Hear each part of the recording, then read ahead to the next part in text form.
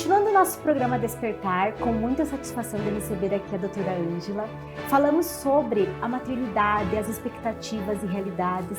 E agora vamos conversar um pouquinho sobre esse real acolhimento para as famílias de pessoas com deficiência. Então nós estávamos falando no bloco anterior sobre o papel do pai, do companheiro, que é tão importante, que as mães costumam falar assim: ah, o meu marido me ajuda a fazer tal coisa. Olha, eu adoro escutar uma dessas, assim, no consultório, ou até no dia a dia, né? Na verdade, assim, nós não fizemos sozinho, né? A gente faz juntos. Então, eu sempre coloco que um dos maiores desafios dentro de uma relação é a equipe, é o time. Então, quando você fala assim, poxa, eu cheguei do meu trabalho e meu marido me ajudou a limpar a casa, a cuidar das crianças, né? Então, assim, e aí eu questiono, ajudou por quê? Né? É uma demanda que entre vocês está clara que ela é única e exclusivamente tua? Daí, ok, né? Mas se não é um combinado e simplesmente vai indo para isso, que geralmente é o que é mais comum, é uma frase que, assim, é importante que a gente comece a rever, né? Porque, assim, não é uma ajuda, nós fazemos juntos. Então, se somos uma equipe, cada um tem seus papéis. E geralmente a mulher vai indo, até nem... Eu não culpo o homem, né? Quem sou eu para culpar? Mas assim, a gente não vê com olhos... A mulher toma parte daquilo? Toma parte daquilo. E a mulher tem muito desse senso de controlar tudo e todos o tempo todo. E ela faz isso com maestria, muitas vezes, né? Então acaba que ela entra numa situação assim, eu prefiro fazer dessa forma do que aguentar o mal feito que ele fez. Só que assim, ó, o mal feito dele é feito, então antes feito que perfeito, né? Exatamente. E aí assim, se o cara faz e começa a ser visto como tá feito, você vai formando um time e a mulher também vai saindo daquele excesso de controle, de que tem que estar tudo certinho daquela forma, papapá. Então assim, fica mais leve, como a gente falou antes. Pra ficar mais leve, a mulher também precisa abrir mão, né? Exatamente. E esse abrir mão de controlar e dominar tudo, ele consegue entrar para poder fazer o papel dele. E aí esse papel dele também pode ser que fale, poxa, tu tá deixando de me ajudar. Ele também tem esse direito, né? Ou seja, eu tô assumindo tanta coisa que eu também quero ajuda. E isso também já tá acontecendo. Eu tenho um maior orgulho em falar, porque essa mudança não, essa melhoria nos papéis é algo que a gente quer conquistar há muito tempo, né? Muito tempo. E a porque coragem que está vindo nesses homens. Não digo todas, não vamos generalizar, mas a grande parte das mães também tem o papel do trabalhar fora. Exato. Tanto então a terceira jornada ficava somente para a mulher uma vez. Exato. Que é aquela terceira jornada do cuidar da casa, dos afazeres, das crianças. crianças. E quando ela saiu para o mercado de trabalho, o salário dela era muito menor. Então, se o ganho dela é menor, muitas vezes acaba ficando a justificativa de que eu saio, trabalho fora, né? O meu ser provedor, né? O homem masculino na casa é maior que o teu, então eu tenho o direito de não fazer, né, as coisas em casa. Mas assim, poxa, o que é estar em casa? É a minha família, é o meu lar. Então, assim, para que eu possa ter vontade de voltar para casa, de sentir vontade de estar em casa, o clima precisa ser mais leve. Sim. E geralmente tá pesado. E né? aquela mãe esgotada, né, com aquela criança especial ali junto, aquela criança com deficiência, aquele Daí tem as horas difíceis, né, que são ali o meio-dia e depois das 6. Então vai para aula, volta, daí é banho, janta, almoço. Então é um vucu-vucu.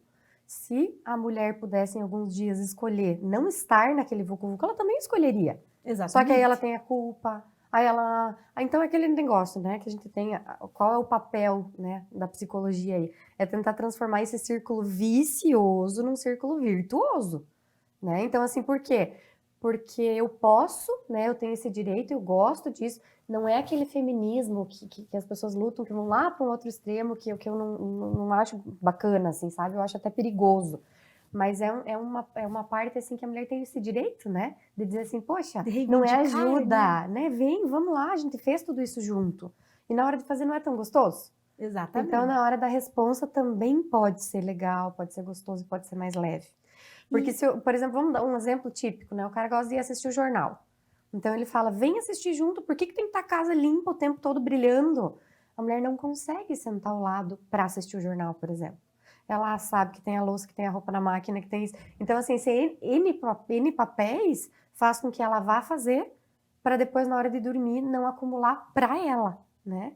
E aí, quando o cara entende, né, esse parceiro, esse companheiro entende que assim, um faz uma coisa, outro faz outra, daqui a pouco a gente assiste um jornal juntos, assiste alguma outra A coisa comunicação juntos. melhora. Só que isso tudo é comunicação.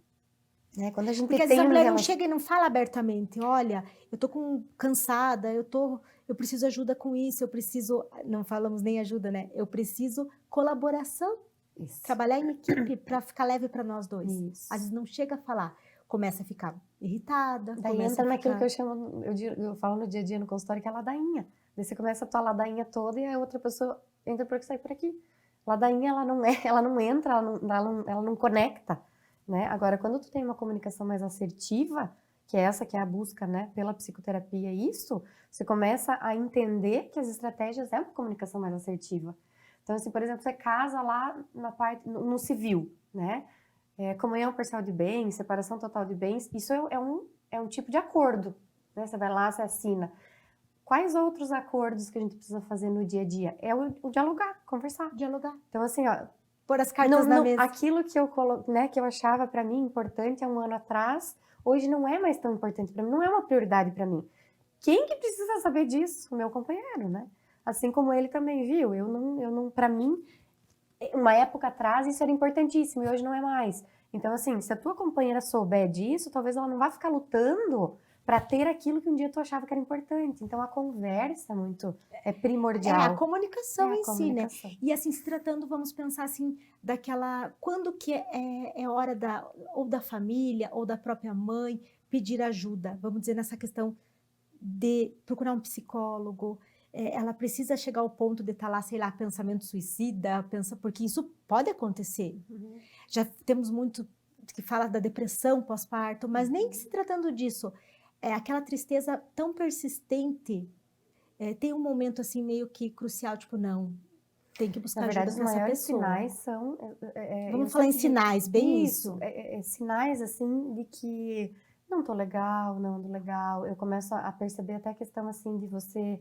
Eu pego a primeira roupa que eu vejo na mulher, né? A autoestima já começa a ficar prejudicada, no homem também. Então, a pessoa vai aquietando mais ou ficando cada vez mais ansioso, né? Que é aquele movimento constante que você percebe que a pessoa tá fazendo e sabe quando tu nada e para ali e morre na praia, né? Morre na praia. Então, assim, sinais são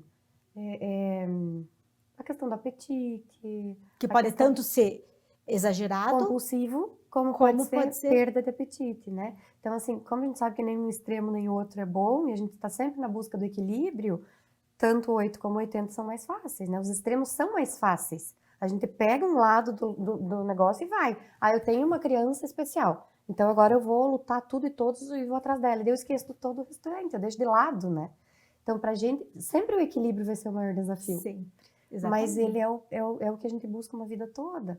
Então, assim, quando a gente pode ter os sinais de ver alguém em casa que não tá legal, alguém que tá pedindo ajuda... E às vezes até uma pessoa de fora. Eu digo isso pro pessoal, tentar entender que você tá ali acompanhando aquela família, o teu vizinho, o teu parente, e ver aquela mãe que ela era tão alegre, tão cheia de vida, começa a se encolher. É uma apatia que a gente chama, né? É uma apatia. Então, assim, ter aquele olhar de dizer, olha, família, acho que precisamos procurar ajuda para essa pessoa. Ou, de repente, a pessoa está muito insatisfeita em casa, né, o tempo todo. Então, poxa, não é hormonal, né? Não é, eu estou com TPM, por exemplo, e aí foram 3, 4 dias. Não, é um pouquinho além disso.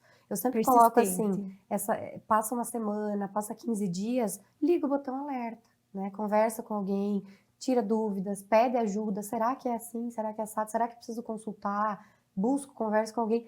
Gente, bom, eu pelo menos me coloco muito acessível. A pessoa não precisa vir no consultório na primeira sessão, né? A pessoa pode chamar, pode mandar um áudio, né? Não sei se é assim no geral, mas geralmente tu tem hoje as redes sociais, tu tem um acesso muito fácil às pessoas. Hoje com a tecnologia isso daí teve muito alcance. Você pode muito bem dizer, olha, eu sei que você é psicóloga, eu preciso saber se é isso, se eu tô precisando procurar ajuda para os meus filhos, para mim. Não tem preço nenhum isso, né? A pessoa vai pedir e você vai dizer, olha, percebeu isso, percebeu aquilo. Então sei, então é isso, é legal, vou buscar. Seja com quem for, né? Mas que haja a atitude de. Né? A atitude. Isso. Não ficar deixando aquilo se agravar ainda mais. Exatamente, porque é o que vai acontecer.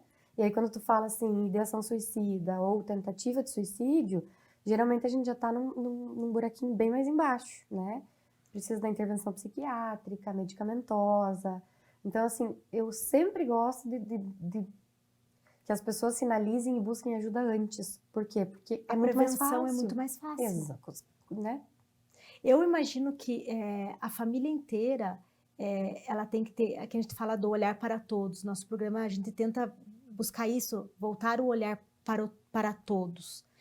Então eu percebo assim, a gente fala muito da mãe, que nós comentamos nos blocos anteriores, porque é a mãe que puxa a fila, que dá o máximo em todos os aspectos. A mulher é um bichinho danado, né? Ela vai com medo mesmo e vai, não é mesmo?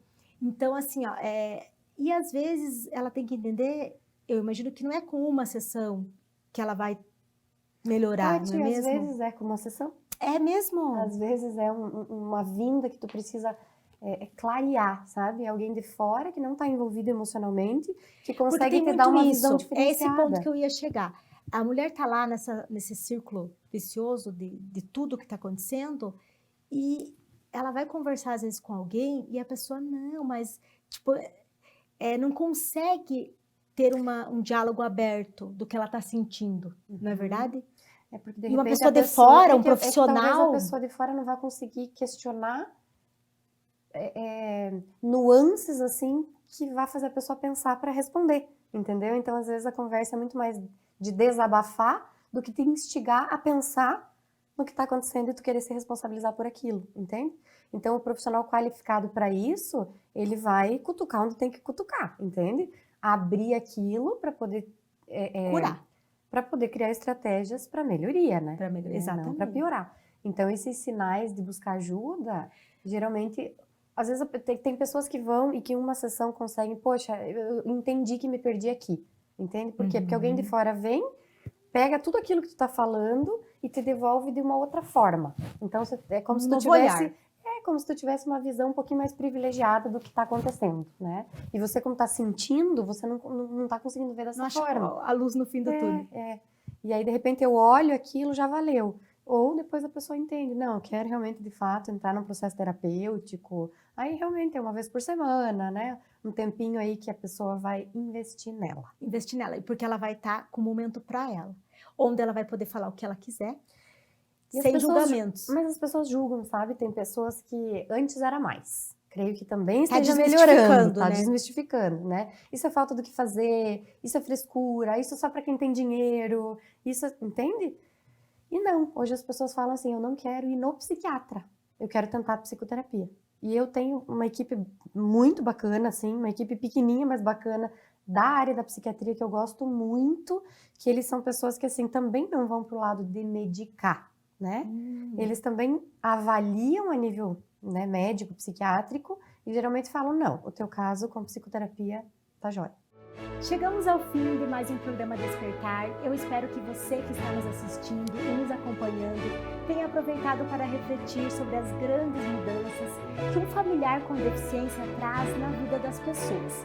Foi um imenso prazer receber aqui a doutora Ângela e a minha reflexão de hoje é para as mães e famílias que estão entrando nesse mundo das deficiências agora. Se algum sentimento negativo está no seu coração, tenha calma ou procure ajuda. Eu venho lá do futuro para dizer que tudo isso vai passar. E quando eu troquei a dor pela gratidão, eu vi a luz que vinha dos olhos do meu filho. Isso iluminou a minha alma. Um grande abraço a todos, até o próximo programa.